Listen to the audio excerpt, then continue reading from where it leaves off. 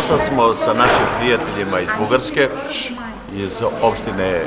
Prvi Maj, razmenili iskustva što se tiče privrede, naših privrednika, a ovoga puta imamo naši prijatelji iz Bugarske, iz Prvog Maja su doveli 100 umetnika. Kad kažem umetnika, to su bili pevači, to su bili igrači folklora, to su bili glumci, tako da smo danas, večeras imali